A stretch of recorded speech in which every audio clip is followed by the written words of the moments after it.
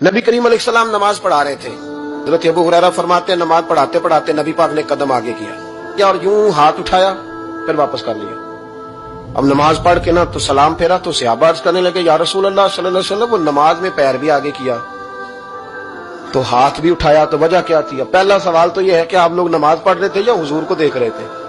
تو صحابہ تو پہلے ہی بتاتے ہیں کہ بھئی ہم تو پہلی صف میں نماز اس لیے پڑھتے تھے کہ نماز بھی ہوتی رہتی تھی اور چپ کے محبوب کی دید بھی ہوتی رہتی. حضور سے پوچھا یا رسول اللہ وہ نماز پڑھتے پڑھتے قدم آگے بڑھایا آپ نے تو پھر پیچھے کر لیا کیا تھا؟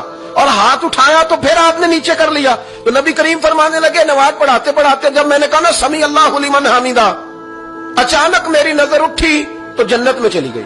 تو محبوب فرماتے ہیں جب میری اوپر نظر گئی نا تو میں نے دیکھا کہ انگوروں کا ایک خوشہ لٹک رہا ہے جنت میں. تو میں نے ہاتھ بڑھایا کہ توڑ لوں. حضور کھڑے ہیں مسجد نبوی میں. فرمایا میرا ارادہ ہوا کہ وہ خوشہ جنت کا توڑ لوں اور ذرا میں نے پیر آگے بڑھایا ہی تھا تو میرے دل میں خیال آیا کہ جنت راز ہے تو راز ہی رہنی چاہیے. میں نے پھر وہ ہاتھ واپس کر لیا. تو محبوب فرمانے لگے اگر میں وہ خوشہ توڑ کے لے آتا اور تمہیں دے دیتا تم قیامت تک بھی کھاتے رہتے تو تم سے ختم نہیں ہونا تھا. یہ صحیح مسلم کی حدیث ہے.